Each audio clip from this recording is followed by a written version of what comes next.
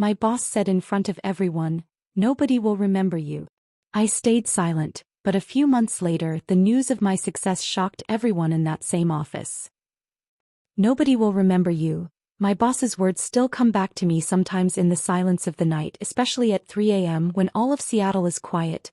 The glow of streetlights enters through the windows of my suburban home, and the only sound around me is the soft hum of the refrigerator. He said those words in front of everyone in the glass conference room that day. Everyone went silent, some lowered their eyes and some were probably secretly pleased. But I simply stayed in my chair because I knew that sometimes you do not give an answer when someone is trying to break you. You let time answer for you.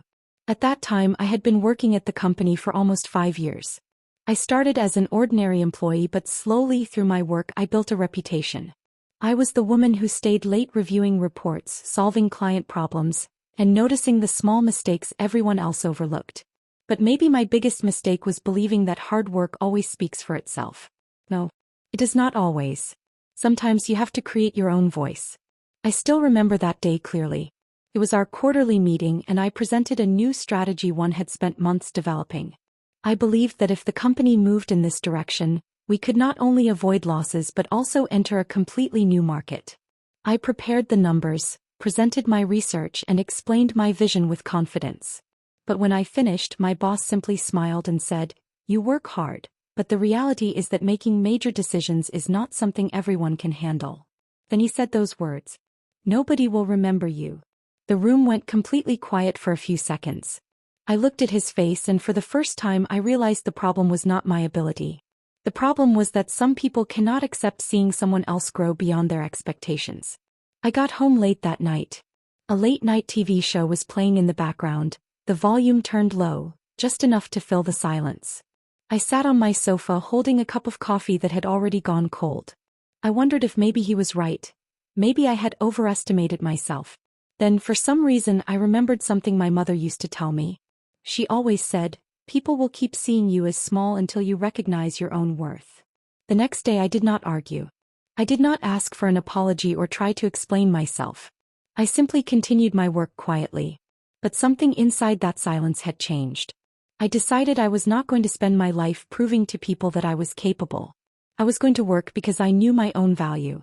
I continued improving my strategy. At night, the sound of my coffee machine would break the quiet of my house while I worked through more research. Sometimes I sat at Starbucks writing notes, and sometimes after shopping at Target I would sit in my car and write down new ideas before driving home. My friends would ask, "Why are you doing all of this alone?" I would just smile. Because I was finally understanding that my biggest battle was not with my boss. It was with my own fear. A few weeks later something unexpected happened. The company was about to lose a major client. The old strategy was failing, sales were dropping and management was becoming worried. The exact problem I had warned about months earlier was now impossible for anyone to ignore. But the biggest twist was that my old presentation, the one my boss had dismissed, was still saved in the company system. A senior executive found it and contacted me. He said, "This is exactly the solution we need. Why wasn't this implemented earlier?" I stayed quiet for a moment, because I knew the answer, but I only said, "Sometimes the right idea is not heard at the right time." The next few months passed quickly. For the first time I was given leadership of a major project. The same people who once ignored my opinions were now asking for my thoughts. I never reminded anyone of how they had treated me because I no longer needed to embarrass anyone to feel successful. Then the day came when the company announced that my strategy had not only prevented losses but had also created new growth. The news spread throughout the office.